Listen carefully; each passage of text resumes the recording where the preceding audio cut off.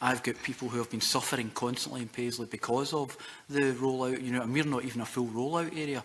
When I went along with my colleagues to Musselburgh, I spoke with a gentleman, you were talking about IT support.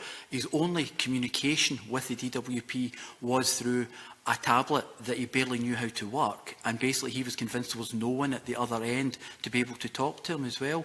And my question would be, you know, what about people like my constituent who ended up getting sanctioned because he had a heart attack and was in the Royal Alexander Hospital? You know, what about things like that? You know, you're saying you think it's fit for purpose, but these things keep happening. These things keep going on all the time. Nothing seems to be changing for people in my constituency or across Scotland.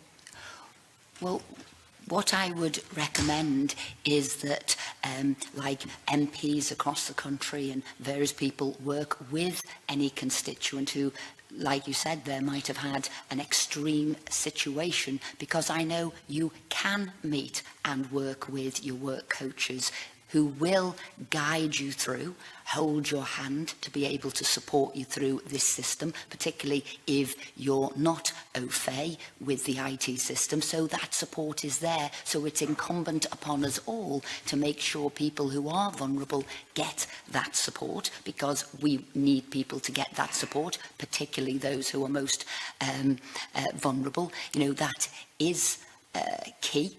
And that is what we're doing. And as I said, where we need to make changes, we have made those changes. And that is key.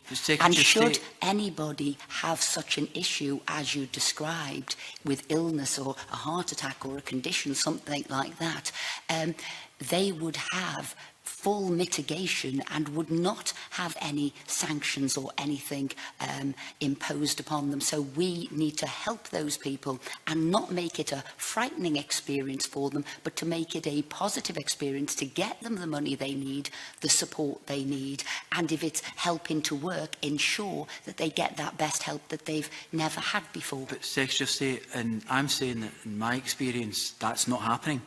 That isn't happening out there with people that are not getting that support. And the situation is they come to our offices, our constituency offices, as their last best hope to try and help them. And by that time, there's already been problems, specifically in the case with the gentleman with the heart attack, which we managed to sort out ourselves. But it shouldn't get to that stage.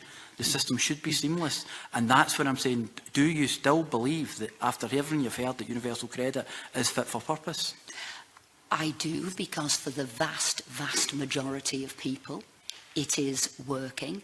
But where you have an instance, like you've mentioned, and I would ask you today, can I have the name and address of that person, and we can support that person and make sure that all is now going well, to give that extra support and certainty and find out what went wrong and how we didn't help.